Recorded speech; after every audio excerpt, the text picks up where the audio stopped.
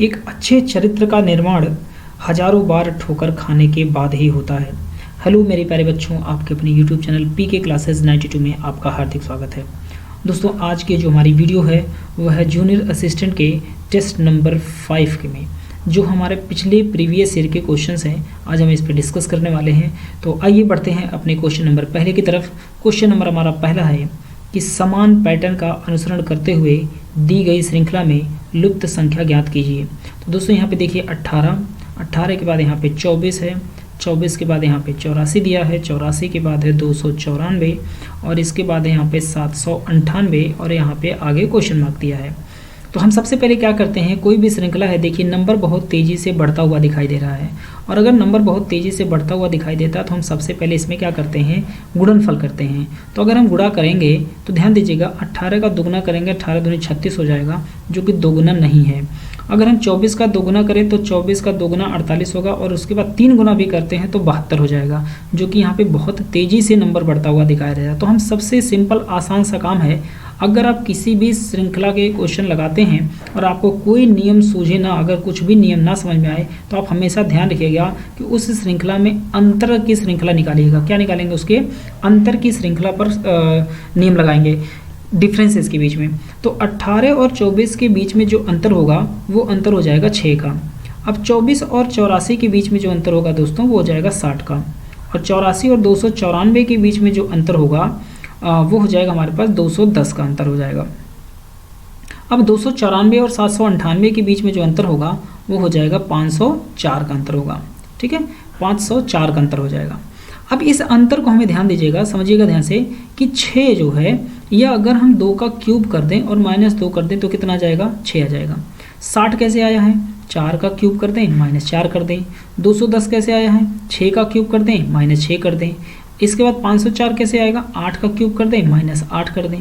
इसका जो अगला अंतर होगा उस अंतर का जो डिफरेंसेस बनेगा वो बनेगा 10 का क्यूब और माइनस कितना 10, तो जो डिफरेंसेस होगा वो 900 कितना हो जाएगा 90, यानी कि 10 का क्यूब होगा 1000 और -10 करेंगे तो 990 हो जाएगा। अब हमें क्या करना है, 990 और 798 इन दोनों के बीच में हमें क्या करना है, जोड़ देना है, क्योंकि संख्या हमारी बढ़ती हुई दिखाई दे रही है। तो 798 में हम 290 जोड़ेंगे तो 8 और 0 हो जाएगा यहाँ पे 8, यानी कि अंतिम अंक जो आएगा वो 8 होगा। अगर हम विकल्प देखें तो पहला ऑप्शन कैंसिल, तीसरा कैंसिल और चौथा भी कैंसिल, तो बचेगा कौन सा, दूसरा नंबर आंसर। तो 798 प्लस 990 जब जोड़ेंगे तो ये आ जाएगा 1788 हो जाएगा, यानी कि ये संख्या हमारी बनेगी। तो डिफरेंसेस हमने निकाला है। तो हमेशा ध्यान रखिएगा जब भी कभी भी श्रृंखला के क्वेश्चन लगाने हो तो हमेशा उनमें अगर कोई नियम ना समझ में आए तो आप हमेशा ध्यान रखिएगा अंतर श्रृंखला लगाएंगे, जो आपका लगभग 90% क्वेश्चन अंतर श्रृंखला से सॉल्व हो जाएगा। ध्यान रखिएगा। बढ़ते हैं अपने क्वेश्चन अगले की तरफ। दूसरा नंबर जो सवाल हमारा है कि नीचे दिए गए त्रिभुज में चित्र में त्रिभुजों की संख्या कितनी होगी। तो हमें क्या बताना है, त्रिभुज बताना है। तो यहाँ पे देखिएगा दोस्तों 1 2 उसके बाद 3 4 5 6 7 एक 8 9 और एक 10 बन गया।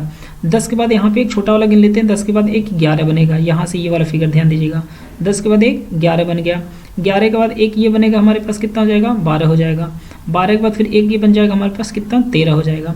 13 के बाद फिर से एक यहाँ से यहाँ जोड़ेंगे तो कितना होगा, 14 होगा। 14 के बाद एक सबसे बड़ा वाला फिर अगर हम गिन ले तो 14 के बाद कितना हो गया, 15 हो गया। 15 के बाद एक फिर ये हो जाएगा, हमारे पास कितना हो जाएगा, 16 हो जाएगा।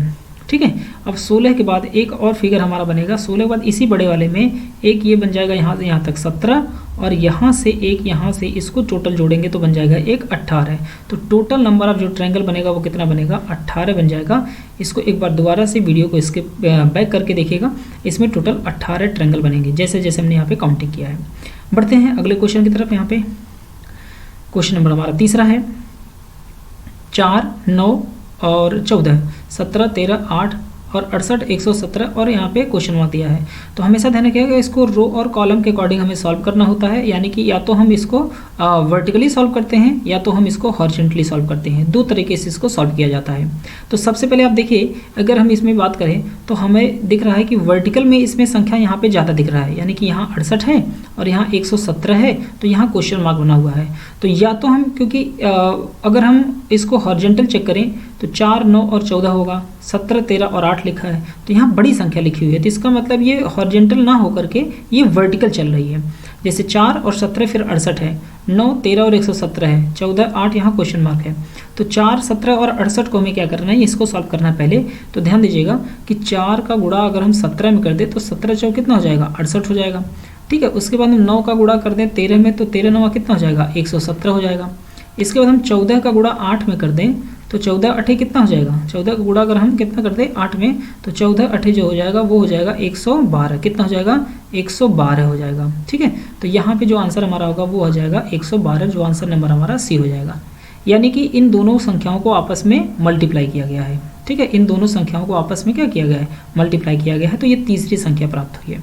तो जब भी कभी ऐसे प्रश्न आए तो हमेशा ध्यान रखिएगा, इसको दो तरीके से सॉल्व किया जाता है, एक तो हमारा वर्टिकल और दूसरा हमारा हॉरिजॉन्टल, दो तरीके से हम इसको सॉल्व करते हैं। क्वेश्चन नंबर हमारा अगला है, चौथा नंबर, कि 8 पुस्तकें हैं, एक के ऊपर एक रखी हुई हैं। अब ऊपर से गिनती करें तो दूसरी, 5वीं और 6ठी किताबें हिंदी पर हैं। ठीक है, हिंदी पर हैं। तो ध्यान रखिएगा, पहले कितनी किताबें हैं, 8 पुस्तकें हैं, तो ये हो जाएगा पहली, दूसरी, तीसरी, चौथी, 5वीं, 6ठी, 7वीं और 8 पुस्तकें हैं, एक के ऊपर एक रखी हुई हैं। अब ऊपर से गिनती करें तो दूसरी, यानी कि ऊपर से गिनती करते हैं तो हमें ध्यान रखिएगा, तो क्या हो जाएगा, यहाँ पे ऊपर से गिनती करें तो दूसरी, यानी कि जो दूसरी है उसके बाद कौन सी है, 5वीं है, और 5वीं के बाद कौन सी है, 6ठी है। ठीक है, नीचे से नहीं गिनिएगा, नीचे हमेशा जो होगी पहले से, क्योंकि यहाँ लिखा हुआ है कि 8 पुस्तकें एक के ऊपर एक रखी हुई हैं और ऊपर से गिनती करें तो दूसरी, ऊपर से इसका मतलब पहली, दूसरी, तीसरी, चौथी, 5वीं, 6ठी, 7वीं और 8वीं, 8 पुस्तकें हैं। तो दूसरी, 5वीं और 6ठी किताबें हिंदी पर हैं, इसका मतलब ये दूसरी जो है ये हिंदी है। ठीक है, ये ध्यान दीजिएगा, ये हिंदी हो जाएगी। इसके बाद 5वीं भी क्या है, वो भी हिंदी हो जाएगी। ठीक है, और 6ठी भी क्या है, ये भी हमारी हिंदी हो जाएगी। तो ये 3 जो है हिंदी पर है। आगे बढ़ते हैं कि हिंदी की 2 किताबें अंग्रेजी की 2 किताबों के बीच में हैं, यानी कि जो हिंदी की 2 किताबें हैं वो अंग्रेजी की 2 किताबों के बीच में है। ठीक है ना, तो ध्यान रखिएगा। तो अगर हम चौथी नंबर को हम क्या बना देते हैं, चौथी को हम क्या करते हैं, अंग्रेजी कर देते हैं। ठीक है, इसको अगर हम अंग्रेजी कर दें तो क्योंकि हमारे पास हिंदी की 2 किताबें हैं और ये दोनों लगातार हैं, तो हिंदी यहाँ पर हो गई और यहाँ अंग्रेजी हो गई चौथी नंबर पे। अब चौथी के बाद हम क्या करते हैं, 7वीं को भी अंग्रेजी कर देते हैं, 7वीं को भी हम क्या करेंगे, अंग्रेजी कर देंगे। तो 2 अंग्रेजी की किताबों के बीच में क्या है, 2 हिंदी की किताब है। ठीक है, तो किन्हीं भी 2 किताबें अंग्रेजी की और 2 किताबों के बीच में क्या है, बीच में है, यानी कि हिंदी की 2 किताबें अंग्रेजी की 2 किताबों के बीच में है। हिंदी की एक किताब संस्कृत की 2 किताबों के बीच में है, यानी कि हिंदी की एक किताब जो है वो संस्कृत की 2 किताबों के बीच में है। तो इसका मतलब पहला नंबर हम क्या कर दें, इसको हम कर देते हैं संस्कृत, और तीसरे को भी हम कर देते हैं, इसको भी संस्कृत कर देते हैं। तो 2 संस्कृत की किताबों में एक हिंदी भी है। ठीक है, अब आगे बढ़ते हैं। जबकि गुजराती की किताब के ऊपर, जबकि गुजराती की किताब के ऊपर वाली किताब अंग्रेजी की किताब है। ठीक है, तो यहाँ पर एक ही बचा हुआ है, कौन सा बचा है, ये बचा है गुजराती। तो यहाँ पर आ जाएगा गुजराती, और गुजराती की किताब के ऊपर कौन है, अंग्रेजी की किताब है। तो कौन सी किताब ऊपर से चौथी है, तो ऊपर से चौथी है, इसका मतलब चौथे नंबर पे कौन होगा, अंग्रेजी हो जाएगा। ये हमारा आंसर हो जाएगा कौन सा, डी नंबर आंसर हो जाएगा, ऑप्शन नंबर हमारा डी, अंग्रेजी की। ऊपर से चौथी जो किताब होगी वो अंग्रेजी की हो जाएगी। आगे बढ़ते हैं, क्वेश्चन नंबर अगला हमारा है 5वां नंबर। दिया गया है कि दिए गए शब्दों को उसी क्रम में व्यवस्थित करें जिस क्रम में वे शब्दकोश में आते हैं, यानी कि डिक्शनरी ऑर्डर में आते हैं, और फिर सही क्रम का चुनाव करना है। तो यहाँ पे ध्यान दीजिएगा, PREA लिखा हुआ है, और पहले हम ए की तरफ नहीं जाते हैं, सब में देख रहे हैं कि PR बना हुआ है। ठीक है, पहले PR से समझिए आप लोग। तो PR यहाँ भी है, PR यहाँ भी है, और PR यहाँ भी है, और यहाँ भी P और R ही है। ठीक है, दोनों में अब PR के बाद सब अक्षर जो है अंग्रेजी वर्णमाला में चेंज मिले हैं। तो PR के बाद यहाँ E लिखा हुआ है, फिर यहाँ भी E लिखा हुआ है, और यहाँ भी E लिखा है, और यहाँ A लिखा हुआ है, और यहाँ भी E लिखा हुआ है। इसका मतलब अंग्रेजी वर्णमाला में पहले A आता है, तो ये दूसरा नंबर जो होगा वो हमारा पहले आ जाएगा, यानी कि सबसे पहले दूसरा नंबर लेटर आ जाएगा। अब ध्यान दीजिएगा, कि विकल्प को अगर हम देखें तो विकल्प में देखिए 2 और 1, 2 1 लिखा है, 2 1 और 2 1 लिखा है। इसका मतलब 2 के बाद हर जगह 1 ही आएगा, ठीक है। तो 2 के बाद यहाँ पे हमने 1 को भी काट दिया। अब यहाँ से हमें चेंज करना है कि इसके बाद कौन आएगा। तो अब यहाँ पे ध्यान दीजिए कि PRE उसके बाद यहाँ C है, और PRE यहाँ भी C है, और PRE यहाँ भी C है। अब C के बाद हमें चेक करना है, C के बाद यहाँ I बन लगा हुआ है, जो कि ये I नहीं होगा क्योंकि E पहले आएगा फिर I आएगा। अब CE के बाद यहाँ पे देखिएगा CE यहाँ भी लिखा हुआ, अब CE यहाँ भी लिखा है, अब दोनों फिर सेम हो गए। तो CE के बाद फिर आगे चेक करेंगे D, और यहाँ पे कौन है P, तो इसका मतलब CE के बाद पहले कौन आएगा, उसके बाद आएगा यहाँ पे हमारे पास 5वां नंबर, यानी कि 2 1 और 5। तो इसका मतलब विकल्प हमारा पहला कैंसिल और हमारा ये दूसरा भी कैंसिल हो गया, ठीक है। अब आगे बढ़ते हैं, 2 1 और 5 के बाद फिर उसके बाद कौन आएगा, तीसरा नंबर नहीं आएगा। इसके बाद 2 1 और 5, 5 के बाद फिर कौन आ जाएगा, उसके बाद आ जाएगा 4, कौन आ जाएगा फिर 5 के बाद 4 आ जाएगा, क्योंकि CE के बाद यहाँ P आता है और यहाँ पर अभी CI है, उसके बाद आ जाएगा लास्ट में 3। तो यहाँ पर जो आंसर हमारा बनेगा वो बनेगा D नंबर, 2 1 5 4 और 3। ये भी हमारा क्या हो जाएगा, कैंसिल हो जाएगा। तो D नंबर यहाँ पे डिक्शनरी ऑर्डर में अरेंज करने पर यही हमारा पैटर्न बनेगा। आगे बढ़ते हैं, क्वेश्चन नंबर अगला हमारा है 6ठा नंबर।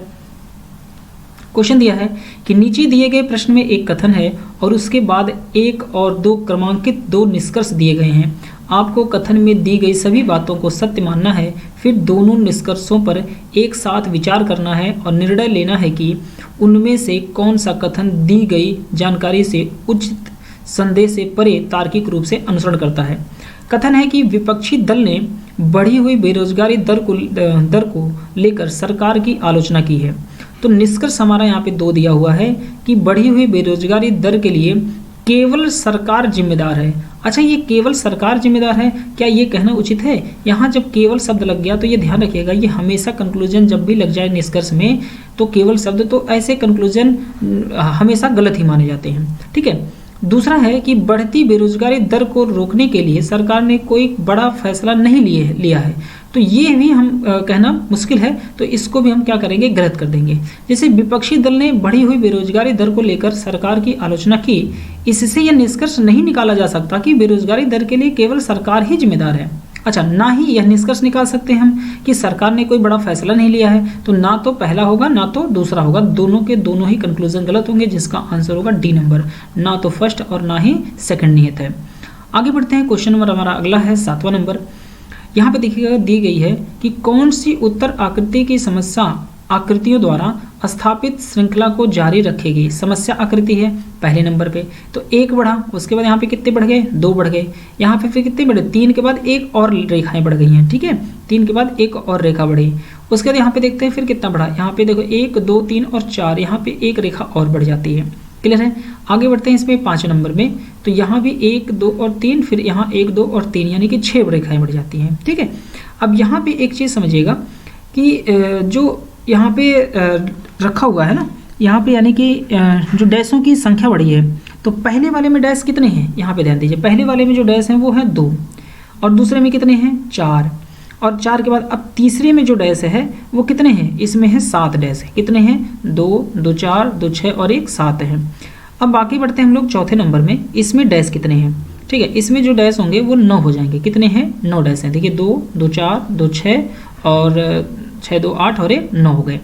इसमें जो डैश की संख्या है यानी कि इस वाले में, उसमें कितनी है, इसमें 12 है, कितनी है 12 है, तो 2 2 4 4 3 7 7 2 9 और 9 9 3 कितना 12, अब 12 और 2 कितना होगा 14, यानी कि जिसमें डैश की संख्या 14 होगी यानी कि वही हमारा क्या होगा, ग्राफ हो जाएगा, ठीक है। डैश का मतलब यहाँ पे देखिए 1 और 2, उसके बाद यहाँ पे 2 और 2 4, फिर यहाँ पे देखिए 2 2 4 2 6 और 1 7, फिर यहाँ पे 2 2 4 2 6 और उसके बाद 6 के बाद 7 8 और 1 9, यहाँ पे कितने हैं 2 2 4 2 6, तो 6 इधर यानी कि 12, तो इसका मतलब इधर कितने होंगे 14 हो जाएंगे। अब 14 डैश किस में है, यहाँ पे ध्यान दीजिएगा, यहाँ पे देखिए 2 2 4 2 6 2 8 2 10 और 2 12 और 1 13, इसका मतलब ये पहला हमारा कैंसिल हो गया। अब दूसरी की अगर हम बात करें तो यहाँ पे देखिए 2 2 4 2 6 और 2 8 2 10 और 2 12 और 2 14, यानी कि दूसरे नंबर में 14 डैश हैं, तो इसका मतलब ऑप्शन नंबर यहाँ पे बी हो जाएगा, यानी कि दूसरा सही होगा, ठीक है। इसमें भी देखिए 14 से हमारे पास क्या है, 2 2 4 2 6 2 8 2 10 2 12 12, उसके बाद 13 14 और यहाँ पर 15 है। यहाँ पे भी क्या है, ज़्यादा हो जाएंगे, यहाँ तो और ज़्यादा है, तो इसलिए ऑप्शन नंबर हमारा क्या होगा, बी होगा। जो डैश की संख्या है उसी के आधार पर यहाँ पे तय किया गया है। ठीक है, आगे बढ़ते हैं। क्वेश्चन नंबर हमारा 8वां है। यहाँ कृत्रिम भाषा में कुछ शब्द दिए गए हैं, ठीक है, का अर्थ यहाँ पे फैन बेल्ट है, और यहाँ पे कुछ शब्द दिए हैं PIXNGORBLE का अर्थ है CEILING सीलिंग फैन है, और यहाँ पे ARTHTUSL का अर्थ है TILEROOF है। ठीक है, इसका हमें कोड यहाँ पे दिया हुआ है। तो कह रहा है कि किस शब्द का, ठीक है, किस शब्द का अर्थ होगा सेलिंग टाइल हो सकता है। ठीक है, अब यहाँ पे ध्यान रखिएगा, देखिए GORBL लिखा हुआ है, ठीक है, यहाँ पे एक शब्द बना हुआ है, और यहाँ भी देखिए लास्ट में GORBL बना हुआ है। तो इन दोनों में कॉमन है, कौन सा कॉमन है, यहाँ देखिए फैन कॉमन है। ठीक है, कौन है, फैन कॉमन मिल गया हमारे पास। तो कॉमन कोडिंग डिकोडिंग का ही एक प्रकार है। अब इसके बाद हमें देखिए कोई और चीज़ अगर हमें कॉमन मिल जाए, तो कॉमन अब कोई चीज़ मिल रही है अगर तो नहीं मिलती है, तो देखिए जो FLUR है इसका जो कोड बनेगा वो क्या बन जाएगा, ये बन जाएगा बेल्ट, और PIXN का जो कोड बनेगा वो क्या बनेगा, ये बन जाएगा सेलिंग, और यहाँ पे जो कोड बनेगा ARTHTUSL का, इसका टाइल और रूफ हो जाएगा। ठीक है, तो यहाँ पे ध्यान दीजिएगा, अगर हम बात करते हैं समीकरण को इसको पहले और दूसरे से, क्या करते हैं समीकरण पहले और दूसरे से, तो कोडिंग हमारी जो तैयार होगी वो बनेगी, क्या बनेगी, यहाँ पे ध्यान दीजिएगा सेलिंग के लिए। ठीक है, अब सेलिंग के लिए यहाँ पे जो कोड बनेगा वो बनेगा PIXN, क्या बन जाएगा, PIXN बन जाएगा। ठीक है, तो अब यहाँ पे देखिए किस में दिया हुआ है, जो PIXN लिखा हुआ है, तो ऑप्शन नंबर किस में हमारे पास, यहाँ पे डी नंबर में, यहाँ देखिए बना हुआ है, कौन है, PIXN बना हुआ है। ठीक है, देखिए ये बन जाएगा कोड, क्यों, क्योंकि यहाँ पे सेलिंग है और सेलिंग यहाँ भी है, और सेलिंग का कोड क्या है, PIXN है, तो इसका कॉमन यहाँ पे सेलिंग के लिए PIXN है, जिसमें किसी भी और ऑप्शन में कहीं PIXN नहीं लिखा है, तो डी नंबर हमारा आंसर हो जाएगा। और ARTH जो हो जाएगा, अर्थ जो होगा वो किसका होगा, कोड टाइल का, तो टाइल का मतलब यहाँ पे क्या हो जाएगा, देखिए ARTH जो बनेगा ये कोड बन जाएगा किसके लिए, टाइल्स के लिए, और TUSL किसका बन जाएगा, रूफ के लिए बन जाएगा। तो ये कॉमन कोडिंग डिकोडिंग है, यहाँ पे आंसर जो होगा हमारा वो डी नंबर हो जाएगा। आगे बढ़ते हैं, क्वेश्चन नंबर हमारा 9 है। यहाँ पे सवाल है कि रेलवे स्टेशन पहुँचने पर आपको पता चलता है कि जिस ट्रेन को आप पकड़ना चाहते थे वह चलने वाली है और टिकट खरीदने का समय ही नहीं बचा है। आपके लिए सबसे अच्छी बात यह है कि ट्रेन छोड़ने के बजाय उसे पकड़ लें और अगले स्टॉपेज पर TTI को टिकट खरीदने में असमर्थता के बारे में सूचित करें। ठीक है, अब यहाँ पे दूसरा है कि ट्रेन में चढ़ जाएं और चुपचाप अपनी यात्रा करें, तो ये तो बिल्कुल गलत है। ठीक है, पहले टिकट खरीदें और बाद में यदि ट्रेन वहाँ पर है तो उसे पकड़ लें, तो ये संभव कैसे है कि पहले टिकट खरीदें, ट्रेन हो या ना हो इससे नहीं है, तो ये भी गलत हो जाएगा। चलती ट्रेन में चढ़ने का जोखिम लेने के बजाय ट्रेन छूटने दें, तो ये भी बिल्कुल क्या है, ये हमारे पास डी नंबर भी बिल्कुल नहीं होगा, ये भी गलत हो जाएगा, क्योंकि ऐसा वैधानिक है, चलती ट्रेन में चढ़ने का जोखिम लेने के बजाय ट्रेन छूटने दें, तो ये क्या हो जाएगा, बिल्कुल ठीक है, ये भी कोई उचित नहीं बात है। हम ट्रेन चल रही है नहीं चल रही है हम उसको क्या करेंगे, ऐसा भी नहीं कर सकते। तो आगे बढ़ते पहले फिलहाल अभी दोनों पे डिस्कस कर लेते हैं, ए और डी में क्या होगा। अच्छा, प्रश्न में क्या दिया है कि स्थिति में ट्रेन छोड़ने के बजाय उसे क्या है, पकड़ लें। अच्छा, और अगले स्टॉपेज पर TTI को टिकट खरीदने में असमर्थता के बारे में सूचित करें, तो ये हमारा सबसे परफेक्ट जो आंसर बनेगा वो ए नंबर बनेगा।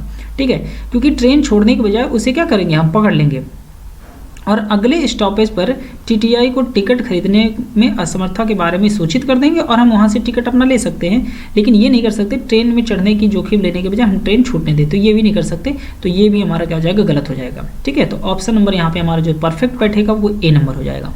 आगे बढ़ते हैं, क्वेश्चन नंबर अगला हमारा है 10 नंबर, कि प्रधानमंत्री सुबह 10 बजे लोगों को संबोधित करेंगे। अब यहाँ पे जो कथन है वो दिया हुआ है 2, आपसे अनुरोध है कि प्रातः 10 बजे से पूर्व अपना स्थान ग्रहण कर लें।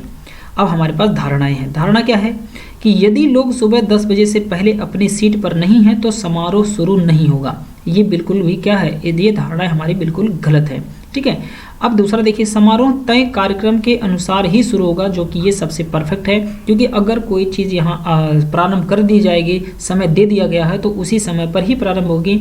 लोग आ रहे हैं नहीं आ रहे हैं ये चीज़ें नहीं होती है। जैसे आप लोग जाते हैं मूवीज़ हॉल में, मूवीज़ वगैरह देखने जाते हैं, तो वहाँ पे क्या होता है कि बेसिकली हम टिकट खरीद लेते हैं अब कुछ लोग ऑनलाइन बुक कर लेते हैं या कुछ लोग वहाँ जाके टिकट परचेज करते हैं। अब आप समय पर वहाँ पहुँचो या ना पहुँचो, अगर वो टाइम का जो शो दिया हुआ है कि इतने बजे से शो स्टार्ट होगा तो वो अपने टाइम पर शो स्टार्ट कर देते हैं, आपका इंतजार नहीं करते हैं कि वहाँ पर 10 लोग 50 लोग बैठे हैं और एक हर व्यक्ति को पूछेंगे कि सारे लोग आ गए हैं तब स्टार्ट किया जाए, ऐसा नहीं होता है। ठीक है, लोग आते जाते रहते हैं और चीज़ें चलती रहती हैं, अपने समय से स्टार्ट होगी। तो इसलिए यहाँ पे पहला धारणा जो होगी वो गलत होगी और यहाँ पे दूसरा धारणा हमारी सही हो जाएगी। तो इसका आंसर जो होगा वो डी नंबर हो जाएगा कि धारणा हमारी सेकंड क्या है, अंतर्निहित है।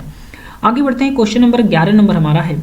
यहाँ पे नंबर दिया हुआ है कि 7 और उसके बाद यहाँ पे कितना है 7 के बाद फिर यहाँ पे 10 दिया है, 9 दिया है, 11 और 12, यहाँ पे 9 और 8 है। यहाँ क्वेश्चन मार्क की जगह पर क्या आएगा, सबसे पहले हमें ये फाइंड आउट करना है। तो मेरे प्यारे बच्चों यहाँ पे जो बनेगा वो देखिए बनेगा 11, उसके बाद प्लस में 12 और प्लस में कितना 10। इन हम तीनों नंबरों को क्या करेंगे, जोड़ देंगे, यानी कि जो अंदर के नंबर हैं 10, 11 और 12, इन तीनों को हमने जोड़ दिया। अब जोड़ने के बाद हम क्या करेंगे, माइनस कर देंगे, घटा देंगे, क्योंकि यहाँ छोटी संख्या मिली है और छोटी संख्या तभी प्राप्त होगी जब हम या तो घटाएंगे या तो भाग देंगे। अब 7, 8 और 9 इन सब को जोड़ देंगे, क्या करेंगे 7 + 8 और प्लस में 9, इन तीनों नंबरों को जोड़ के और घटा देंगे। तो 11 और 12 यानी कि 11, 11, 22 और 1 23 और 10 कितना 33, यानी कि यहाँ जो वैल्यू आ गई वो 33 आ गई। अब 33 और 8, 7, 7, 14 और 1 15, 15 और 9 कितना हो जाएगा 24, यानी कि हमें 33 में से 24 घटाएंगे तो कितना बचेगा 6, 3, 9, यानी कि यहाँ पर 9 आ जाएगा। तो देखिए यहाँ पे बीच में 9 लिखा हुआ है। ठीक है, अब सेम चीज़ें अप्लाई कर देंगे यहाँ पे। तो सबसे पहले हमें अंदर के नंबरों को जोड़ना है, तो क्या करेंगे, पहले 15, 15 के बाद 16 और 16 के बाद 17, इन सब को जोड़ करके हमें माइनस कर देना है बाहर के सभी नंबरों से। तो बाहर के नंबर कितने हैं 12, उसके बाद प्लस में 13 और प्लस में कितने हैं 14, इन सब को हम जोड़ के माइनस कर देंगे। तो 15, 15, 30 और 31, 31 और 7 कितना हो जाएगा 38, 38 और 10 48, यानी कि यहाँ पर जो वैल्यू बनेगी वो 48 होगी। अब 12, 12, 24 और 1 25, 25 और 4 29 और 10 कितना हो जाएगा 39, यानी कि यहाँ पर जो वैल्यू आएगा वो बनेगा 39। अब इन दोनों का जो अंतर हम निकालेंगे वो कितना आ जाएगा, यहाँ पर आ जाएगा 9, और जो कि हमारा आंसर भी यहाँ हो जाएगा डी नंबर आंसर मैच कर रहा है, तो जो होगा आंसर वो डी हो जाएगा। ठीक है, अब आगे बढ़ते हैं हम लोग नेक्स्ट क्वेश्चन की तरफ। अगला हमारा जो क्वेश्चन है क्वेश्चन नंबर 12। यहाँ पे भी क्वेश्चन मार्क की जगह पर हमें नंबर फाइंड आउट करना है, यहाँ पे वैल्यू क्या आएगी। तो यहाँ पे ध्यान दीजिए, सबसे पहले हमें क्या करना है, 7, 7, 13, 169 है, 337 है, 473 है। तो सबसे पहले हमें क्या करना है, इनको गुणा करना है। क्या करेंगे, गुणा करते हैं। ठीक है, क्योंकि नंबर एक बढ़ेगा। अगर हम इसका सीरीज भी बना लें तो सीरीज हमारा ऐसे बन जाएगा 7, 13, 169, इसके बाद यहाँ पे हो जाएगा 337 और यहाँ पे बन जाएगा 473 और यहाँ पे क्वेश्चन मार्क, ये सीरीज बनेगी। तो सीरीज को ही एक बॉक्स के रूप दे दिया जाता है, एक फाइंडिंग मिसिंग नंबर का टॉपिक इसको बना करके। ठीक है, एक चैप्टर का नाम है मिसिंग नंबर, उसी को ये इस तरह से रूप दे दिया जाता है, बल्कि सीरीज के ही पैटर्न पर उसी जाति के यानी कि उसी वर्ग समूह के ही एक नया टाइप का क्वेश्चन है। तो 7 और 7 दूनी कितना हो जाएगा, 7 दूनी 14, माइनस कितना किया 1। अब हमें क्या करना है, 13 का गुणा, यानी कि जो 13 है यानी कि 14 जो आया है उसमें से हमने -1 कर दिया। ठीक है, तो 13 आ गया। अब क्या करना है 69, यानी कि यहाँ पे 13 और 169 का तो गुणा नहीं कर सकते क्योंकि ज़्यादा वैल्यू आएगी, 13 से आएगी। तो हम अगले पैटर्न पर बढ़ते हैं, 169 को हम मल्टीप्लाई कर देते हैं, किससे हम कर देते हैं 2 से, और गुणा माइनस कर देंगे 1। तो 169 का अगर हम गुणा कर दें, यानी कि मान लीजिए तो कितना बन जाएगा 169 का हो जाएगा हमारे पास जो बनेगा, यानी कि इसको हम 70 मान लेते हैं तो 170 होगा, 17 दूनी 34, यानी कि कितना हो जाएगा 340। उसमें से हमें क्या करना है माइनस कितना हो जाएगा 340, जिसमें से 2 घटा दें तो 38 हो जाएगा, यानी कि 338 हो गया। और माइनस हमें कितना करना है 1, तो 300 कितना मिल गया हमें 37 मिल गया। अब ये मिल गया, तो 473 का हमें गुणा करना है 2 से और -1 कर देना है, सिंपल सी बात समझिए। ठीक है, तो अब हमें 473 का डबल करना है, और जब डबल करेंगे तो कितना आ जाएगा 946, कितना होगा 946, और -1 कर देंगे तो कितना बन जाएगा हमें 945 हमें प्राप्त हो जाएगी संख्या। जो आंसर हमारा बनेगा वो डी नंबर बनेगा 945। ठीक है, आगे बढ़ते हैं, क्वेश्चन नंबर हमारा अगला है नेक्स्ट नंबर 13 नंबर। जो जोड़ी अलग है उसकी पहचान कीजिए, जैसे संपत्ति है और देनदारियां हैं। ठीक है, उसके बाद फायदा है और लाभ है, नामे हैं और श्रेय है, आमदनी है तो व्यय है। यानी कि यहाँ पे एक दूसरे के क्या है विपरीतार्थक शब्द है, संपत्ति है, देनदारियां हैं, नामे है तो श्रेय है, आमदनी है तो व्यय है। लेकिन फायदा और लाभ क्या है, एक दूसरे के समानार्थी हैं। जो आंसर बनेगा वो बी नंबर यहाँ सबसे अलग हो जाएगा, फायदा और लाभ, यानी कि दोनों के दोनों क्या हैं, ये दोनों ही समानार्थी हैं। क्या हैं, ये दोनों समानार्थी हैं। ठीक है, और बाकी के सब क्या हैं, पहला, तीसरा और चौथा, ये सब के सब क्या हैं, ये सब विपरीत शब्द हैं, एक दूसरे के अपोजिट हैं। और यहाँ पे बी नंबर हमारा आंसर हो जाएगा 13 का। क्वेश्चन नंबर हमारा 14 है। 14 नंबर में कि दिसंबर को हमने यहाँ पे कोड किया गया है। ठीक है, अब ध्यान दीजिएगा यहाँ पे लेटर जो है ना DECEMBER है, तो सारे के सारे यही लेटर यूज़ किए गए, यानी कि पोजीशन इंटरचेंज की अगर हम बात करें तो यहाँ हो सकता है। जैसे D और D के बाद यहाँ E है, तो उसके बाद C, E और M, B और ER है। ठीक है, इसके लिए जो कोड इन्होंने बनाया है वो बनाया है ERMBCED और E हो जाएगा। ठीक है, अब अगर हम देखें तो दो दो अक्षरों का ग्रुप बन रहा है। कैसा बन रहा है, दो दो अक्षरों का ग्रुप बन रहा है। जैसे D और E सबसे लास्ट में चला गया, देखिए ये दोनों, और क्या होगा DE यहाँ आ गए। इसके बाद CE दोनों कहाँ चले गए, CE यहाँ आ गए, यहाँ पे भी दो दो ग्रुप का पेयर बना है। इसके बाद M और B कहाँ चले गए, यहाँ आ गया। उसके बाद E और R कहाँ चला गया, यहाँ पर। यानी कि ये दोनों के दोनों क्या है, दो दो ग्रुप के लेटर को आपस में ही इंटरचेंज कर दिया गया है। तो उसी तरह से हम नवंबर को लिखेंगे NO, उसके बाद VEMBER। तो हमें दो दो लेटरों का ग्रुप बना लेना है और बनाने के बाद इसी को ग्रुप वाइज कर देना है। तो सबसे पहले आखिरी अक्षर, दोनों अक्षर हमारे पहले चले जाएंगे। तो ER है तो यहाँ पर भी क्या होगा, E और R बन जाएगा। इसके बाद क्या है, M और B है तो ये MB यहाँ पर भी आ जाएगा। ठीक है, M और B हो गया। फिर V और E है तो VE यहाँ चला जाएगा, और इसके बाद सबसे पहले जो है वो लास्ट चला जाएगा, यानी कि N और O चला जाएगा। तो जो आंसर हमारा बनेगा 14 नंबर में वो बन जाएगा हमारा D नंबर आंसर। देखिए तो D नंबर आंसर यहाँ सबसे परफेक्ट आंसर हमारा है, जो कि लेटर को आपस में इंटरचेंज कर दिया गया है। आगे बढ़ते हैं, क्वेश्चन नंबर हमारा 15 है कि एक लड़के को किसी संख्या को 7/8 से गुणा करने के लिए कहा गया था। ठीक है, उसने संख्या को 17/8 से गुणा किया और उसे सही उत्तर से 30 ज़्यादा प्राप्त हुआ, तो वह संख्या क्या थी। तो मान लेते हैं कि माना हमारी जो संख्या थी, मान लिया हमने कितनी थी, संख्या हमारी x थी। अब गुणा करने के लिए कहा गया था कितने से, 7/8 से, लेकिन उन्होंने भाई साहब ने क्या कर दिया था, 17/8 से गुणा कर दिया, यानी कि 17x/8। ठीक है, अब इसका अंतर अगर हम निकाल लें 7/8 से, तो 7/8 यानी कि 7x और माइनस कितना हो जाएगा 8, बराबर कितने के, 30 के।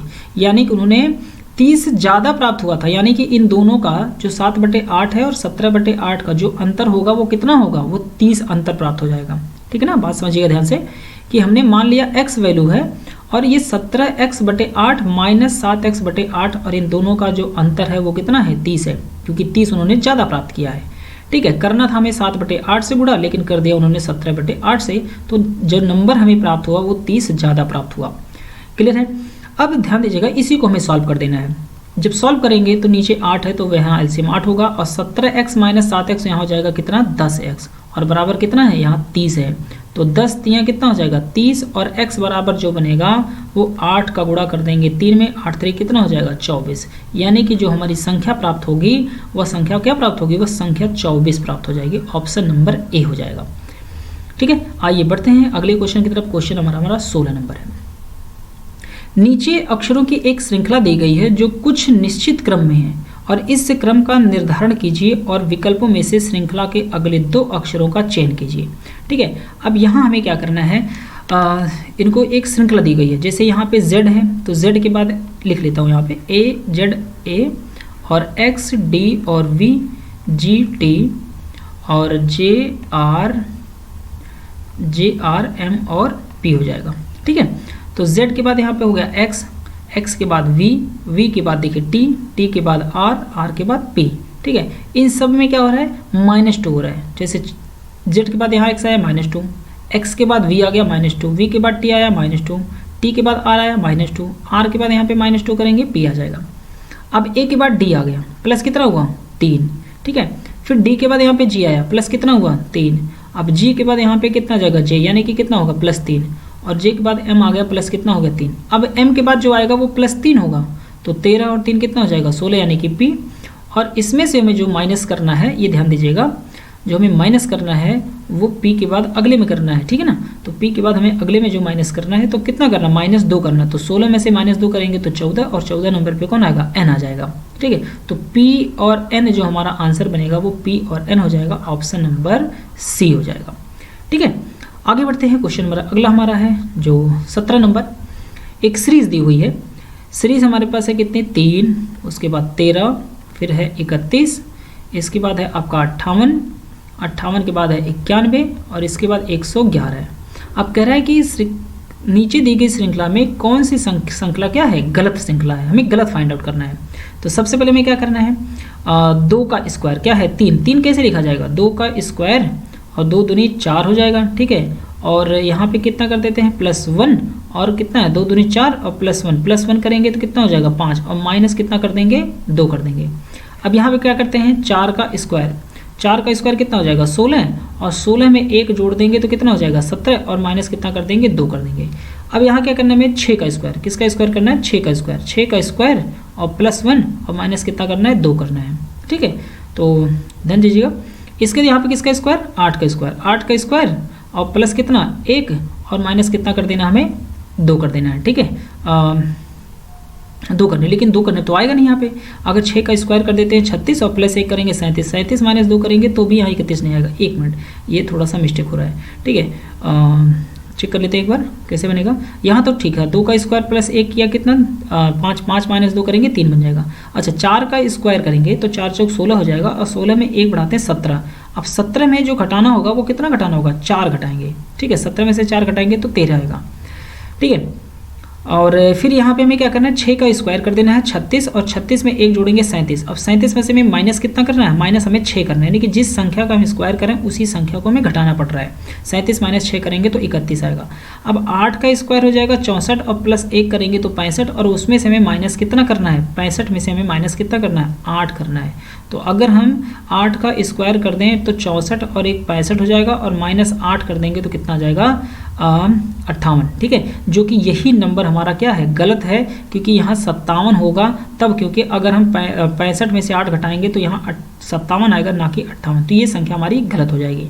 अब यहाँ में क्या करना है, अगले पैटर्न पर लागू करके देख लेते हैं। 10 का स्क्वायर और प्लस में 1 और माइनस कितना कर रहा है 10, तो देखिए कितना जाएगा 91। अगले में क्या करना है, 11 का स्क्वायर और +1 और माइनस कितना 11, तो हमारे पास कितना 111 बनेगा। तो जो सबसे जो हमारा यहाँ गलत आंसर होगा वो 58 हो जाएगा। यहाँ 57 आना चाहिए, जो कि यहाँ पे कितना लिखा है 58। अच्छा एक चीज़ अगर हम और करके देख लें, गुणा करके, अगर इसमें जैसे 3 का गुणा अगर कर दें तो 3 तरीका कितना हो जाएगा 9, ठीक है। 13 3 39 नहीं होगा, गुणनफल पे नहीं होगा, ये जब भी बनेगा तो ये स्क्वायर के ही रूप में बनेगा, तो ध्यान रखिएगा गुणनफल हम श्रृंखला नहीं कर सकते। आगे बढ़ते हैं, क्वेश्चन नंबर अगला हमारा है 18 नंबर, कि एक व्यक्ति 4 किलोमीटर लंबी सुरंग में एक रेलगाड़ी को घुसते हुए देखता है। यदि रेलगाड़ी की लंबाई सुरंग की लंबाई का 8वां भाग हो और वह 6 मिनट में सुरंग से बाहर निकल गया हो तो उसकी रफ्तार कितनी हो जाएगी, ठीक है, उसकी रफ्तार कितनी हो जाएगी। तो सुरंग की लंबाई जो है, ध्यान रखिएगा कि यहाँ पर जो सुरंग की लंबाई है, ठीक है, क्या है, सुरंग की लंबाई वो कितनी है, सुरंग की लंबाई जो है वो है 4 किलोमीटर, ठीक है, वो 4 किलोमीटर है जो सुरंग की लंबाई दे रखा है इन्होंने, ठीक है ना। अब बात करते हैं रेलगाड़ी की लंबाई क्या होगी। अब रेलगाड़ी की जो लंबाई होती है, ठीक है, रेलगाड़ी की जो लंबाई है, रेलगाड़ी की लंबाई, ठीक है, वो कितनी है, कह रहा है कि एक रेलगाड़ी को घुसते हुए देखता है। यदि रेलगाड़ी की लंबाई सुरंग की लंबाई का 8वां भाग हो, सुरंग की लंबाई का 8वां भाग, इसका मतलब यहाँ पे 4 का गुणा कर देंगे 1/8 से, 8वां भाग है तो इसकी जो वैल्यू आएगी 1 कितनी आ जाएगी 2 किलोमीटर, यानी कि उसकी हो जाएगी 1/2 किलोमीटर। भाई 4 और 8 का, तो 4 एकम 4, तो यहाँ पे 4 दूनी 8, 1/2 किलोमीटर आ जाएगा, यानी कि रेलगाड़ी की जो लंबाई है वो 1/2 किलोमीटर है, ठीक है। अब कह रहा है समय, तो वह 6 मिनट में सुरंग से बाहर निकल गया। कितने मिनट में निकल गया, यानी कि 6 मिनट में, तो 6 मिनट में, ठीक है ना, 6 मिनट में वो बाहर निकल गया। इसका मतलब जो लगा तो 6/60 हो जाएगा। अब इसी को अगर हम घंटा में बदल दें तो इतना आ जाएगा 1/10 घंटा। कितना लगेगा, 1/10 घंटा लगा है। 6 मिनट में अगर वो पार करता है तो 1 घंटे के में हमें क्या करना है, निकाल लिया वैल्यू, तो 1/10 घंटा हो जाएगा। अब क्या करना है, कुल दूरी, अब कुल दूरी हमें निकालनी है, तो कुल दूरी कितनी थी, तो कुल दूरी बराबर क्या हो जाएगा, कुल दूरी बराबर हो जाएगा सुरंग की लंबाई, क्या हो जाएगी, सुरंग की लंबाई और प्लस में रेलगाड़ी की लंबाई, क्या हो जाएगा, रेलगाड़ी की लंबाई, ठीक है, रेलगाड़ी की लंबाई हो जाएगी। तो अब सुरंग की लंबाई जो है वो कितनी है, वो है 4, और प्लस में रेलगाड़ी की लंबाई कितनी है, रेलगाड़ी की लंबाई है 1/2 किलोमीटर, ठीक है। इन दोनों को जोड़ेंगे और जब जोड़ेंगे तो कितना हो जाएगा, 4 दूनी 8, 9/2 किलोमीटर, कितना हो जाएगा, 9/2 किलोमीटर। तो 9/2 किलोमीटर आ गया, ये हमारे पास वैल्यू आ गई। क्लियर है। अब पूछ रहा है तो उसकी रफ्तार क्या है, ठीक है, क्या है उसकी रफ्तार क्या है, तो हमें रफ्तार निकालना है, यानी कि रेलगाड़ी की चाल निकालनी है, ठीक है। तो रेलगाड़ी की चाल बराबर क्या हो जाएगा, रेलगाड़ी की चाल बराबर, ठीक है, रेलगाड़ी की चाल बराबर, ठीक, चाल बराबर क्या हो जाएगा, दूरी बटे कितना होता है, दूरी बटे समय होता है। तो दूरी बटे यहाँ हो जाएगा समय। अब क्या करना है, यहाँ पे आपको पता है कितना है, 9/2 किलोमीटर, कितना है, 9/2 किलोमीटर। तो 9/2 किलोमीटर बटे कितना, 1/10, यानी कि समय कितना है, 1/10 है, और रेलगाड़ी दूरी कितनी है, 9/2 किलोमीटर, और समय कितना है, 1/10 घंटा। तो उसके बाद इसी को हमें सॉल्व कर देना है, तो कितना हो जाएगा, 9/2 और गुणे कितना हो जाएगा, 10/1, यानी कि जब इसी को हम सॉल्व करेंगे तो हमारे पास कितना आ जाएगा, यानी कि यहाँ हो जाएगा 2×5 = 10 और 9×5 कितना हो जाएगा, 45, यानी कितना, 45 किलोमीटर प्रति घंटा, कितना हो जाएगा, 45 किलोमीटर प्रति घंटा की चाल हो जाएगी उसकी। क्लियर हो गया। तो यहाँ पे जो आंसर होगा वो सी नंबर आंसर हो जाएगा, 45 किलोमीटर प्रति घंटा। ठीक है, आगे बढ़ते हैं। क्वेश्चन नंबर हमारा अगला है 19 नंबर। यहाँ पे दिया है कि निर्देश है कि प्रश्न संख्या 19 से लेकर 21 तक एक शब्द के बाद 4 अन्य शब्द दिए गए हैं, जिनमें से एक शब्द का दिए गए शब्द के अक्षरों का उपयोग करके गठन नहीं किया जा सकता। 4 विकल्पों में से वह शब्द ज्ञात कीजिए। ठीक है, तो यहाँ ध्यान रखिएगा, करके गठन नहीं शब्द लिखा हुआ, क्या लिखा हुआ, नहीं किया जा सकता। इस पे विशेष ध्यान रखिएगा, नहीं वाले में, और कभी कभी कहता है गठन किया जा सकता है, तो यहाँ पर नहीं शब्द लगा हुआ है। ठीक है, अब पहले नंबर में देख लेते हैं कि यहाँ पे जो होगा ये ENTERTAINING लिखा हुआ है। अब इसमें हमें कौन सा है जो इस शब्द से बनाया नहीं जा सकता, तो सबसे पहले नंबर पे यहाँ पे देख लीजिए TERTIARY, यानी कि सारे शब्द इसमें हैं, लेकिन देखिए Y यहाँ लिखा हुआ है, जो कि Y इसमें कहीं नहीं दिख रहा है। इसका मतलब ये हमारा आंसर हो जाएगा पहला नंबर ही, कि ये शब्द इस अक्षर से मिलकर के बनाया नहीं जा सकता। इसका मतलब है कि यहाँ जो शब्द दिए गए हैं, इन्हीं शब्दों का प्रयोग करके ये सारे लेटर बने हों। ठीक है, आगे बढ़ते हैं 20 नंबर क्वेश्चन में कि PERSEVERANCE है। अब इनमें इन्हीं अक्षरों का प्रयोग करके कौन सा शब्द बनाया नहीं जा सकता। तो जो 20 नंबर यानी कि क्वेश्चन के जो आंसर हो जाएंगे हमारे पास, इसके जो आंसर होंगे वो देख लेते हैं कौन सा नहीं बनेगा। ठीक है, तो यहाँ पे देखिए ENERVATE, तो यहाँ देखिए एक शब्द है टी, जो कि ये कहीं पर भी इस अक्षर में टी नहीं दिया हुआ है। इसका मतलब 20 का भी जो आंसर होगा वो हो जाएगा पहला नंबर, क्योंकि ये टी नहीं है, इसलिए ये शब्द नहीं बनाया जा सकता। 21 नंबर में यहाँ देख लीजिए, यहाँ दिया हुआ है SUPERINTENDENT, सुपरिटेंडेंट है ना। इस शब्द में से कौन सा शब्द इसमें से बनाया नहीं जा सकता। ठीक है, अब यहाँ पे ध्यान दीजिएगा कि जो अक्षर हैं DENTIST, तो इसमें सब के सब अक्षर मिल रहे हैं। ठीक है, अच्छा एक लेटर यहाँ पे देखिए जो नज़र हमारी पड़ गई यहाँ पे O नंबर पे। ठीक है, तो O यहाँ पे कहीं पर भी इस शब्द में नहीं दिया गया है, तो जिसकी इसका आंसर हो जाएगा वो D हो जाएगा। ठीक है ना, तो यहाँ पे ध्यान दीजिएगा। अब जो कि TENNER है, तो यहाँ पे देखिए NN है, TE है और ER भी है, तो इससे मिलकर बन जाएगा। यहाँ पर भी PERTINENT है, तो इससे मिलकर के ये भी बन जाएगा। तो जो कि आंसर जो हमारा होगा वो D होगा, क्योंकि यहाँ पे O है और O इसमें कहीं पर भी नहीं दिख रहा है, इसलिए यही नहीं बनाया जा सकता। आगे बढ़ते हैं, हमारे पास क्वेश्चन नंबर अगला है 22 नंबर में। निर्देश दिया है कि प्रश्न संख्या 22 और 23 है। यदि माइनस है गुणन और प्लस है विभाजन, और ठीक है विभाजन, और माइनस है घटाव और भाग है जोड़ना, तो सही समीकरण का ज्ञात करना हमें। तो दोस्तों इसमें जो लगता है नियम वो बोर्ड मास का नियम लगता है। ठीक है, यानी कि यहाँ पे जो माइनस का अर्थ है वो दिया हुआ है गुणा इन्होंने, और जो प्लस का अर्थ होता है वो इन्होंने दिया है विभाजन यानी कि भाग। ठीक है, इसके बाद माइनस जो दिया है उन्होंने दिया है घटाव, और जो भाग का अर्थ है वो भाग का अर्थ दिया है जोड़ना। ठीक है, इन्हीं शब्दों का प्रयोग, इन्हीं सिंबल का प्रयोग करना है। तो इसमें दोस्तों लगता है बोर्ड मास का नियम। किसका लगता है? बोर्ड मास का नियम लगता है। तो बोर्ड बी का मतलब हो जाएगा ब्रैकेट, यानी कि जो ब्रैकेट होगा पहले वो सॉल्व होगा। ऑफ का मतलब होता है, इसको हिंदी में का लिखते हैं, इसको अंग्रेजी में ऑफ बोलते हैं। ऑफ का भी मतलब होता है इसका गुणा करना। ठीक है, डी का मतलब यहाँ पे डिवीजन यानी कि भाग करना है। M का मतलब होता है मल्टीप्लाई, A का मतलब होता है एडिशन और S का मतलब होता है सब्सट्रैक्शन, यानी कि घटाव का, माइनस का हो जाएगा। ठीक है, तो हमें इन्हीं का प्रयोग करना है। तो दोस्तों सबसे पहले इतने 4 समीकरण दिए हैं, क्या चारों समीकरण को सॉल्व करना अच्छा रहेगा? हम कुछ ऐसा शॉर्टकट करें कि जिससे हमें जल्दी करना हो जाए। ठीक है, क्या हो जाए, जल्दी हम इसको कर पाएँ। ठीक है, अच्छा यहाँ पे माइनस नहीं दिया, ये डॉट दिया। डॉट का मतलब होता है घटाव, ध्यान रखिएगा। यहाँ पे माइनस हमने लिखा है तो माइनस का घटाव नहीं है, यहाँ डॉट है।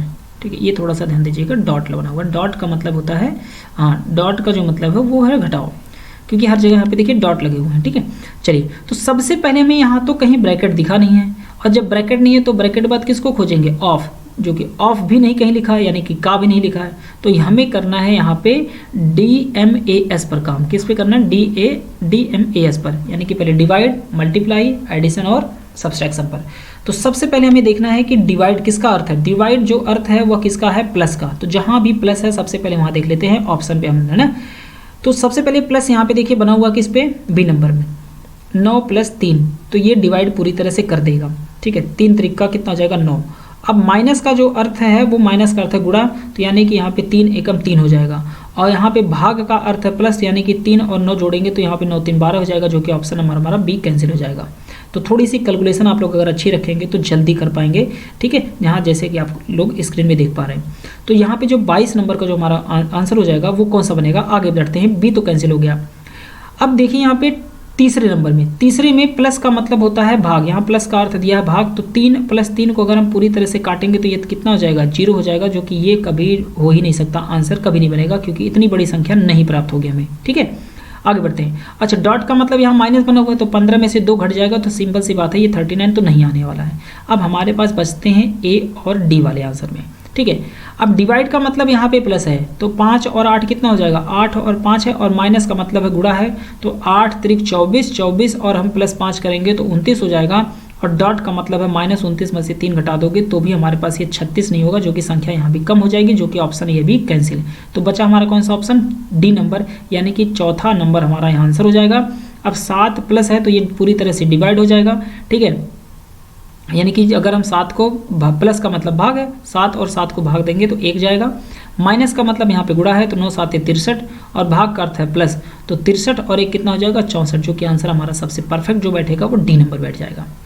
23 नंबर की बात करते हैं हम लोग। 23 नंबर क्वेश्चन में यहाँ पर भी सेम हमें वही नियम अप्लाई करना है, जो कि यहाँ पे क्या करना है, सबसे पहले अगर हम सिंबल को बदलते हैं, ये सारे सिंबल को बदल दें, तो यहाँ पे ध्यान रखिए सबसे पहले हमें भाग को ढूंढना है कहाँ, तो प्लस का मतलब होता है भाग। अब जहाँ जहाँ प्लस है तो सबसे पहले 5 और प्लस यहाँ पे 20 है, तो ये पूरी तरह से डिविजिबल नहीं है, ये भी कट जाएगा। 5 यहाँ पे 10 है और 5 ये विभाजित कर देगा, तो यहाँ पे 2 आएगी संख्या। और डॉट का मतलब होता है यहाँ पे -2 करेंगे तो यहाँ पे क्या हो जाएगा, 2 बनेगा, और भाग का मतलब होता है प्लस, तो 2 - 2 0 हो जाएगा, प्लस यहाँ पे 13 करेंगे तो कभी भी 15 नहीं आएगा, ये बात ध्यान रखिएगा। तो डी नंबर भी हमारा क्या हो जाएगा, कैंसिल हो जाएगा। अब बात करते हैं हम लोग किस पे, सी नंबर पे। ठीक है, सी नंबर पे 25 और यहाँ पे 7 है, डिवाइड का मतलब होता है प्लस। ठीक है, तो प्लस हो जाएगा, और डॉट का मतलब है माइनस, और माइनस का मतलब है गुणा, तो 5 दूनी 10, और 10 में माइनस हमें क्या करना, माइनस यहाँ पे कितना हो जाएगा 25, और 25 भाग का अर्थ होता है प्लस, और यहाँ पे 7 हो जाएगा, तो इसका मतलब, और यहाँ पे डॉट का मतलब है माइनस, और यहाँ पे मल्टीप्लाई हो जाएगा कितना, 5 दूनी 10 हो जाएगा। ठीक है, मल्टीप्लाई है, माइनस का मतलब होता है मल्टीप्लाई, तो 5 दूनी 10, तो 27, और यहाँ पे कितना है 27 में हमें क्या करना है, जोड़ना है 25 में 7 जोड़ना, 25 में 7 जोड़ना है, तो 25 और 7 32, और माइनस हम 10 कर देंगे तो कितना आ जाएगा, 22 हमें प्राप्त हो जाएगा, जो कि ऑप्शन नंबर सी से हमें ये संख्या प्राप्त हो गई है। ठीक है, तो इसका ऑप्शन हो जाएगा सी नंबर। आगे बढ़ते हैं, क्वेश्चन नंबर अगला है कि हनीफ को इच्छा होती है कि वो अपने दोस्त जोसेफ के घर का पता लगाए। ठीक है, यानी कि वो अपने घर के अपने जोसेफ के घर का पता लगाए, जिसका घर उसके घर से 20 किलोमीटर पूरब की ओर है। ठीक है, अब उसके घर से पूरब की ओर है, यानी कितने किलोमीटर, 20 किलोमीटर। तो हनीफ को इच्छा होती है कि वो अपने दोस्त जोसेफ के घर का पता लगाए। तो सबसे पहले हम क्या करते हैं, यहाँ पे हनीफ का घर बना लेते हैं। ठीक है, यहाँ पे हनीफ है, और जो कि इसका यहाँ पे क्या है, घर है। ठीक है, अब इसको इच्छा होती है कि वो अपने दोस्त जोसेफ के घर का पता लगाए, जिसका घर उसके घर से 20 किलोमीटर पूरब की ओर है। ठीक है, कितने किलोमीटर, 20 किलोमीटर पूरब की ओर है, तो ये 20 किलोमीटर हो गया यहाँ पे पूरब की ओर है। ठीक है, तो 20 किलोमीटर यहाँ पे हो गया। अब क्या करना है यहाँ पे, जोसेफ के घर के, अब आगे हम देखते हैं ये कंडीशन क्या है यहाँ पे। अब कह रहा है 20 किलोमीटर दूरी पर हनीफ अपने घर से उत्तर की ओर 5 किलोमीटर चलता है। जो हनीफ है वो अपने घर से उत्तर की ओर 5 किलोमीटर चलता है। तो 5 किलोमीटर अपने घर से वो उत्तर की ओर चल पड़ता है। अब यहाँ से वो क्या करते हैं कि वह दाहिने मोड़ लेता है और मोड़ लेने के बाद 11 किलोमीटर की दूरी तय करता है। फिर उसने क्या किया, यहाँ से वो दाहिने मुड़ा और वो 11 किलोमीटर की दूरी को तय करता है। अब यहाँ से वो फिर क्या करते हैं, फिर वह दाहिने ओर मुड़ लेता है और 9 किलोमीटर चलता है। फिर ये भाई साहब यहाँ से दाहिने मुड़ते हैं, यानी कि नीचे आ जाएंगे और ये चलते हैं पूरे 9 किलोमीटर। अब यहाँ से वो क्या करते हैं, फिर बायां मोड़ लेते हैं और 9 किलोमीटर चलते हैं। अभी भाई साहब फिर से यहाँ से बाएं मुड़ते हैं और 9 किलोमीटर चलते हैं। ठीक है, ये जो दूरी होगी वो 9 किलोमीटर हो जाएगी।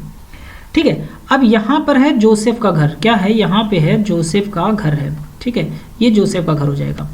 अब यहाँ से यहाँ तक की दूरी, ये डिस्टेंस बचा हुआ, क्योंकि ये ध्यान रखिएगा 9 किलोमीटर है और ये कितना है 11, तो 11 और 9 कितना हो जाएगा 20, तो ये टोटल 20 किलोमीटर, यानी कि इसके बराबर ही जाकर के रुकेंगे। अब कह रहा है उस जगह पर आकर वह जोसेफ को ढूंढने में मुश्किल में पड़ जाते हैं और रुक जाते हैं। वहां से कितनी दूर और किस दिशा में हनीफ को चलना चाहिए ताकि वह जोसेफ के घर का पता कर सके। तो ध्यान रखिएगा, यहाँ से यहाँ तक की दूरी कितनी है 5 है, और यहाँ से यहाँ तक की दूरी कितनी है 9 किलोमीटर। तो ये भी डिस्टेंस कितनी होगी 9 किलोमीटर ही होगी, और किस दिशा में इनको जाना होगा, उत्तर दिशा में, यानी कि 9 किलोमीटर इनको चलना है और किस दिशा में चलना है, उत्तर दिशा में चलना है भाई साहब को, तब ये पहुंचेंगे। तो उसे अपने किधर मुड़ना है, अपने उसको मुड़ना है दाहिने ना मुड़ के, दाहिने मुड़ेंगे तो नीचे आ जाएंगे, बाएं मुड़ना है, तो उसे अपने बाईं ओर मुड़ करके कितना चलना है 9 किलोमीटर चलना चाहिए। तो आंसर जो हमारा हो जाएगा, क्या यहाँ पे 9 किलोमीटर चलना चाहिए बाईं ओर मुड़कर। ठीक है, क्या बन सकता है यहाँ पे, तो ए नंबर आंसर में। तो यहाँ पे सबसे परफेक्ट जो बनेगा वो उसे बाईं ओर मुड़ करके 9 किलोमीटर चलना चाहिए। अच्छा, अगला सवाल क्या दिया है, उसे दाईं ओर मुड़ करके 4 किलोमीटर चलना चाहिए। उसे बाईं ओर मुड़कर 4 किलोमीटर चलना चाहिए। तो 4 तो कभी होना नहीं है, ठीक है, क्योंकि ये एक मिनट सॉरी, यहाँ पे ध्यान दीजिएगा, ये 5 किलोमीटर डिस्टेंस है, और अच्छा यहाँ से वो टोटल डिस्टेंस कोई 9 किलोमीटर चलता है, ये नहीं होगा। ठीक है, ये ध्यान रखिएगा, थोड़ा सा मिस्टेक हो गया यहाँ पे, एक बार थोड़ा सा हम लोग आते हैं एक बार रिवीजन पे, है ना।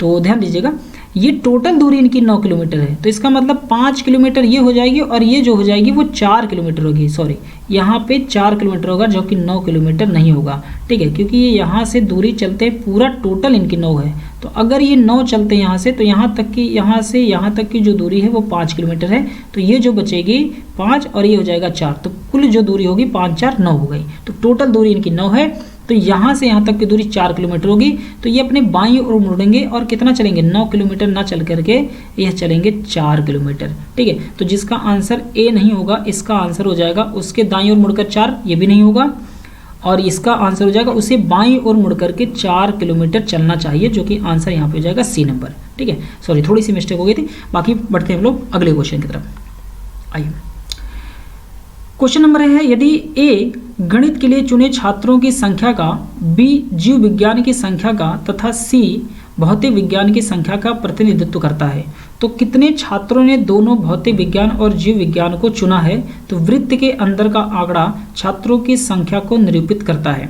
ठीक है, तो हमको यहाँ पे क्या बताना है कि तो कितने छात्रों ने दोनों भौतिक विज्ञान और जीव विज्ञान को चुना है। ठीक है, भौतिक विज्ञान और जीव विज्ञान को चुना है, तो भौतिक विज्ञान और जीव विज्ञान को चुनने वाले जो व्यक्ति हैं वो पहले ध्यान रखिएगा, यहाँ पे 6 हो जाएगा, और 6 को हमें जोड़ देना है पहले कितने में 20 में, यानी कि 6 और यहाँ पे 20, तो 20 और 6 कितना हो जाएगा 26, यानी कि जो कुल संख्या होगी वो हो जाएगी हमारी 26 संख्या हो जाएगी। ठीक है, तो इन्होंने क्या किया है, तो कितने छात्रों ने दोनों भौतिक विज्ञान और जीव विज्ञान को चुना है, वृत्त के अंदर का आंकड़ा छात्रों की संख्या को निरूपित करता है। तो पहले तो जीव विज्ञान और भौतिक विज्ञान को चुनने वाले संख्या टोटल कितने हैं 20, और 6 लोग ऐसे हैं जो जीव विज्ञान और भौतिक विज्ञान पढ़ते हैं लेकिन उसके साथ साथ गणित भी पढ़ते हैं, तो ये लोग भी 6 लोगों को भी, इनको भी हमें जोड़ देना है, तो 20 और 6 कितने हो जाएंगे 26, तो यहाँ पे जो संख्या होगी वो आंसर हमारा हो जाएगा 26। बढ़ते हैं अगले क्वेश्चन तरफ। यदि किसी महीने का 10वां दिन शनिवार होता है, यानी कि किसी महीने का 10वां दिन, यानी कि जो 10 तारीख हो गई इस दिन है शनिवार, यानी कि सैटरडे है। ठीक है, तो उस महीने का 27वां दिन होगा, तो ये 27वें दिन की बात हो रही है, तो हमें क्या करना है, इन दोनों के बीच का अंतर निकाल लेना। क्या निकाल लेना है, अंतर। तो 27 और 10 में से अंतर आएगा 17, और 17 को हम भाग देंगे किससे, 7 से। 7 से क्यों भाग देते हैं, क्योंकि 7 से हम अगर भाग देते हैं तो यहाँ पे एक हफ्ते में 7 दिन होते हैं, तो 7 दूनी कितना हो जाएगा 14, यानी कि 2 सप्ताह पूरा हो जाएगा। और जो विषम दिन हमारे पास बचेगा वो 3 ऑड डेज बचेगा। ठीक है, विषम दिन जो बचेगा वो 3। तो हमें क्या करना है, शनिवार में 3 दिन को जोड़ देना है। और शनिवार में जब 3 दिन जोड़ेंगे तो शनिवार के बाद रविवार, उसके बाद सोमवार और मंगलवार, यानी कि जो आंसर हमारा होगा वो हो जाएगा मंगलवार हो जाएगा। ठीक है, तो यहाँ पे जो आंसर बनेगा वो बी नंबर बनेगा, मंगलवार। आगे बढ़ते हैं, क्वेश्चन नंबर हमारा 27 है कि ए बी का पिता है और बी सी का भाई है, डी ए की माँ है, सी का डी से क्या संबंध है। तो यहाँ पे रिलेशन बना लेते हैं। जो ए है वो क्या है, वो बी का पिता है, तो बी का पिता हो जाएगा ए। और बी सी का भाई है, जो बी है वो सी का क्या है, भाई है।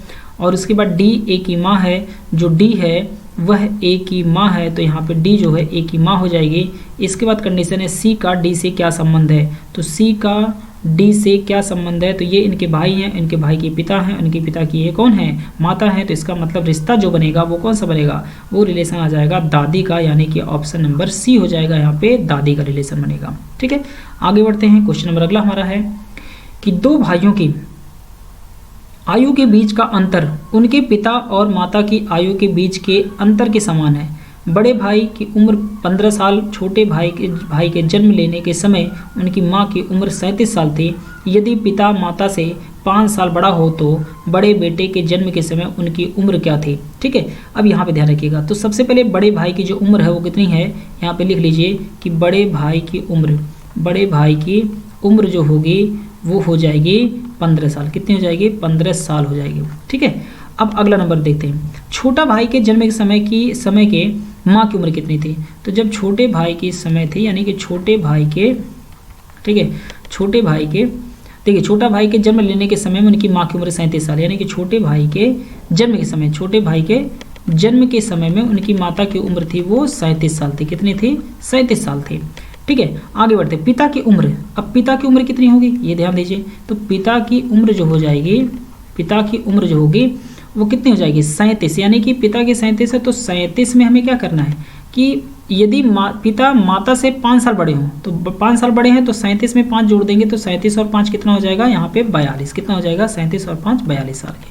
तो पिताजी जो है वो 42 साल के हैं।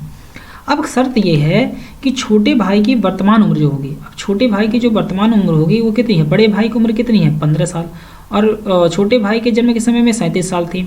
ठीक है, और पिता की उम्र 37 साल, ये माताजी क्या है, पिताजी से 5 साल क्या है, 5 साल ये 5 साल पिता इनसे बड़े हैं। ठीक है, सॉरी, पिता की जो उम्र है वो इनके छोटे भाई के जन्म के समय में 37 साल की थी। कौन थी, यानी कि उनकी माँ की उम्र थी, यानी कि जो माता के जन्म यानी छोटे भाई के जन्म के समय यहाँ लिख लेते हैं माँ की उम्र, ये एक्चुअल में माँ की उम्र थी। ठीक है, माँ की उम्र हो जाएगी।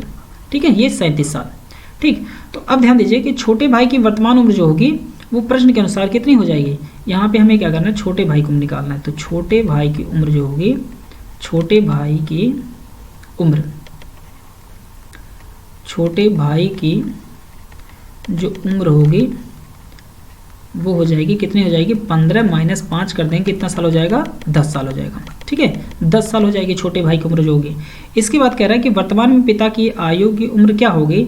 तो वर्तमान में जो पिता की उम्र है वो 42 साल है, 42 साल। तो 42 साल में हमें क्या करना है, 10 साल जोड़ देंगे तो कितना आ जाएगा, ये 52 साल, यानी कि 10 साल का छोटे भाई की उम्र है तो 10 साल हम जोड़ेंगे तो इस समय पिता की उम्र जो होगी वर्तमान में वो कितनी होगी, 52 साल।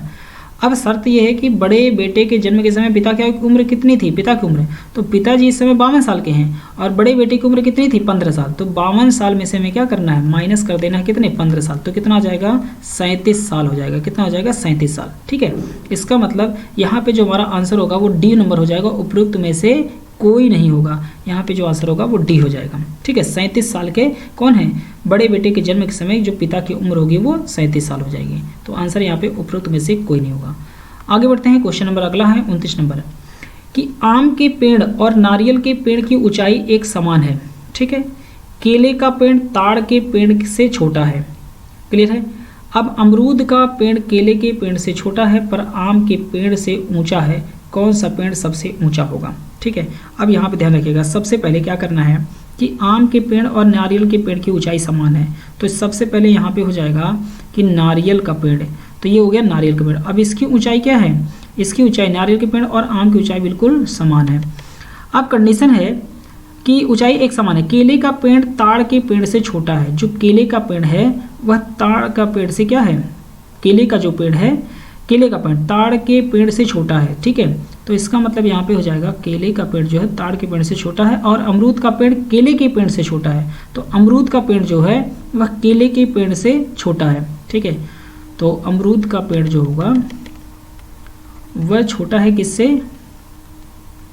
वह छोटा है केले के पेड़ से। ठीक है, केले के पेड़ से छोटा है। अब कह रहा है कि ताड़ के पेड़ से कौन है, केले का पेड़ ताड़ के पेड़ से छोटा है। केले का जो पेड़ है वह ताड़ के पेड़ से छोटा है, तो ये ताड़ का पेड़ हो जाएगा, उससे छोटा कौन है, केले का। और यहाँ पे कौन होगा, अमरूद। ठीक है, अब कह रहा है अमरूद का पेड़ केले के पेड़ से छोटा है। ठीक है, उसके बाद पर आम के पेड़ से ऊंचा है। पर आम के पेड़ से कौन है, पर आम के पेड़ से ऊंचा है। तो आम के पेड़ से यहाँ पर जब ऊंचा हो जाएगा तो इसका जो आंसर हो जाएगा, ध्यान रखिएगा, आम के पेड़ से ऊंचा है तो सबसे ऊंचे, तो इसका मतलब यहाँ हो जाएगा नारियल। यानी कि आम और नारियल चूंकि दोनों बराबर हैं तो यहाँ पे हो जाएंगे आम और इसके बराबर कौन है, यहाँ पे हो जाएगा नारियल। ठीक है, तो सबसे ऊंचे पेड़ का नाम क्या है, पेड़ में से सबसे ऊंचा पेड़ कौन सा होगा, तो यहाँ पे ताड़ हो जाएगा, जो कि ऑप्शन नंबर यहाँ पे ए हो जाएगा। ठीक है, आगे बढ़ते हैं। क्वेश्चन नंबर अगला हमारा है 30 नंबर। ये हमारा आखिरी प्रश्न है, ये 30 नंबर का। यहाँ पे सवाल दिया है कि 9, 7 क्वेश्चन मार्क और यहाँ पे 25 है, 49, 81 है। तो सबसे पहले यहाँ पे ध्यान दीजिए कि 9 का अगर हम क्या करते हैं, स्क्वायर कर देते हैं, 9 9 कितना हो जाएगा, 81 हो जाएगा। 7 का स्क्वायर करते हैं तो यहाँ पे कितना हो जाएगा, 7 7 49। तो यहाँ पे हम संख्या रख देते हैं 5 और 5 का स्क्वायर करेंगे कितना हो जाएगा, 25, जो कि ऑप्शन नंबर यहाँ पे बी हो जाएगा। 5 का स्क्वायर करेंगे 25, 7 का स्क्वायर करेंगे 49 और 9 का स्क्वायर करेंगे तो 81 हो जाएगा। यानी कि सब जगह यहाँ पे स्क्वायर का कॉन्सेप्ट है। ठीक है, 9 का स्क्वायर 81 और 7 का स्क्वायर हो जाएगा हमारे पास कितना, 49। तो 5 का स्क्वायर करेंगे तो हो जाएगा 25। तो ये हमारे 30 क्वेश्चन थे। आई होप आप लोगों को वीडियो अच्छी लगेगी, तो प्लीज़ वीडियो को लाइक करें, अपने दोस्तों के साथ शेयर करें और अगर चैनल पर नए हैं तो प्लीज़ चैनल को सब्सक्राइब करिएगा। मिलते हैं दोस्तों नेक्स्ट वीडियोज़ में, तब तक के लिए थैंक यू वेरी मच।